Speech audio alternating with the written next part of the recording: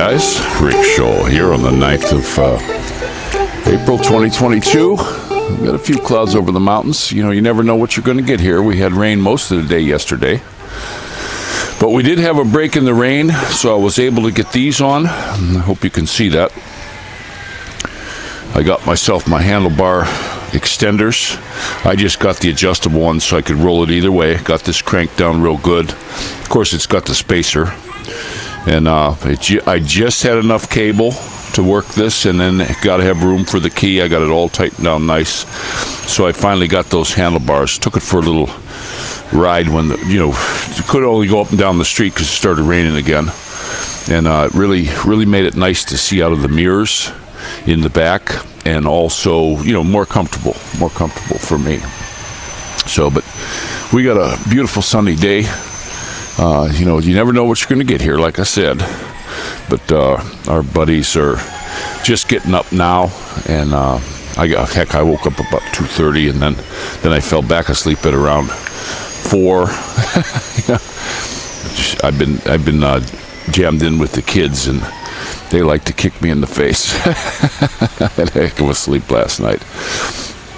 But I was watching some news, and crazy news here in the Philippines now. There was a guy got on there, and he started blabbing about, in 2 months we're going to have a massive COVID outbreak. Now, they can't even predict the weather here. It seems to me like the election will be over, so that's when they're going to have a massive. They were talking about lockdowns again and all this stuff, so that's pretty crazy. Now also, they're just talking about this now, and when they do this, they may not do it, but some local government unit will say so. And they're talking about three boosters now to this fully vaccinated. That became a word all of a sudden.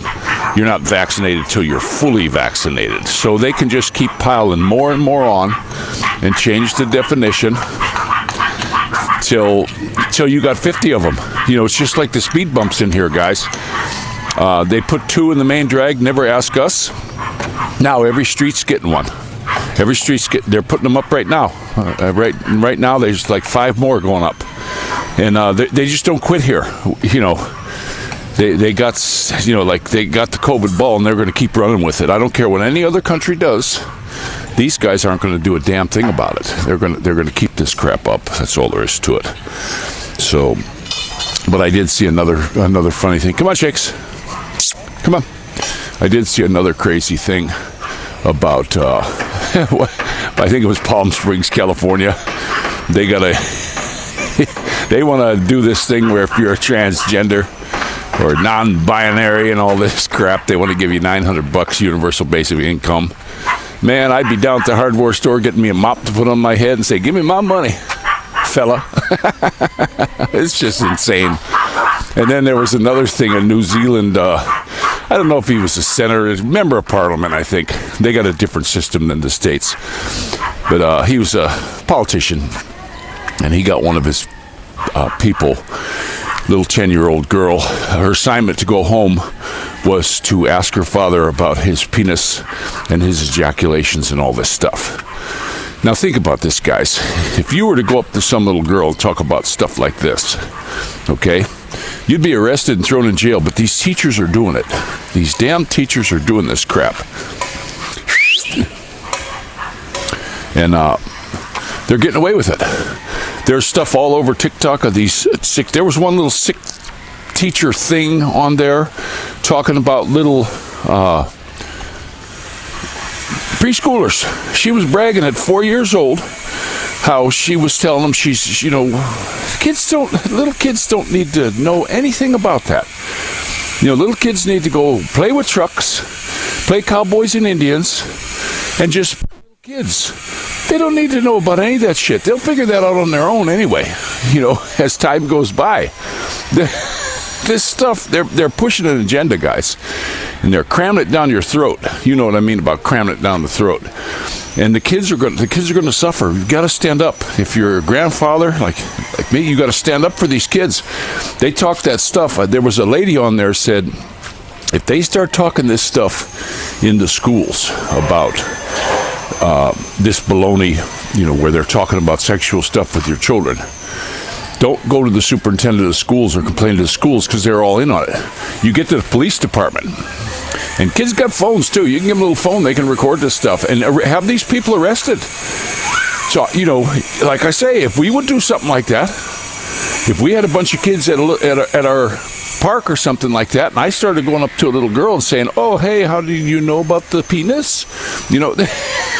I would be in jail, guys. They would haul me away, and you'd never see me again. But these teachers are doing it. So what gives them the right? It's like they're government officials, and they're pushing crap. They're pushing crap on you guys. You got to watch what your kids learn. It's like here. As of now, there ain't no way we're doing any kind of schooling in the schools here. I don't trust. It's like here. They give the kids food. They want to know their weight. They want to this and that. And that's great for the Filipinos. These kids eat good, but they want to give them milk. This milk they're giving them hydrogenated vegetable oil. It's garbage. They're giving them crackers. Crap. My kids can have some crackers every now and again, but I don't want them to have, crap. These schools aren't. They think, oh yeah, let's take a wonderful banana. Instead of giving the kid a banana, what do? They fry it in old oil with sugar in there. Here, better give them one of those. That's better for them. Insanity, just absolute insanity. But I don't know what's going to happen to the people. Hi, baby. I don't know what's going to happen to the people getting in and out of this country again. People who left, people who want to come back. How many jabs they're going to need? It's just crazy. But I did get a really cool camp chair. I try to get one with the bars going across in case we're sitting on the sand. Kids, we got them the little fold-out ones that open up. And then, of course, my tent. We got some really nice squishable pillows, and I got a couple air pillows, and I got a really nice quilted bottom. These things they're not super heavy, but they're thick and made out of a real good material. So, but my next thing I want to get, I got to get a rack for this car, because when we put people in that car, it doesn't have that much room in it, guys. If you've got with the kids, now if it's just Faye, I, and the kids, and we can put that back seat up, we can get everything we need in the back, not a problem. But when we got company, forget it. It's just not big enough. So I got to have a roof rack, and they actually have one. I was looking online. It's almost $100, which I don't think is bad at all. My wife was like, she'll see one that's, $40 or $30. Oh, that's better. No, I don't want this stuff blown off on the highway. This one is specifically made for the Mobilio, for it to clamp on really good. So that's what I'm going to have to get. Just bite the bullet and pay it, because there's got to be. And then they also have a really nice. You can buy also the optional bag. It's a waterproof bag that can go on top. When I was in the States, I had these. They called them turtles, and you didn't have to put a rack on. They strapped on, and they had ridges on them where it would sit on the roof with neoprene gaskets, not gaskets, but runners. And that thing was really nice. You just pulled the whole top off, and you could pack a bunch of stuff in there, a lot of stuff. And this one, the roof on it, if you feel in there, it's got some pretty good cross braces going through it. So the roof looks pretty strong. I just got to watch the antenna. But this rack, it's made for it. It's just made for it. So that's probably what we're going to get here pretty soon for our trips, because we do, if they don't lock us down again, we want to get out there and do some damn more trips. Before I ever got this camera, when I was thinking about it, there's no kidding, we were going every week somewhere, and we were taking at least one big trip a month to go do stuff with these kids, going to the beach. That resort I just did a video on, I didn't get a whole lot because I got tied up swimming with the kids and all that. And we had been there before when the volcano was still a big volcano before it blew its stack. And we liked that one. And I didn't realize it was right here. I just found out a few weeks ago that it's 7-8 kilometers from here, which is really cool. So, and we like that one. Now you can stay overnight there. And I told Faye, that would be a great thing. Like Boom was for his birthday. He wants that. We want to get him a bike. And I thought, okay, but he wants to go there, so we're planning. And we like, boy, that's loud. We like to go through through the weekdays.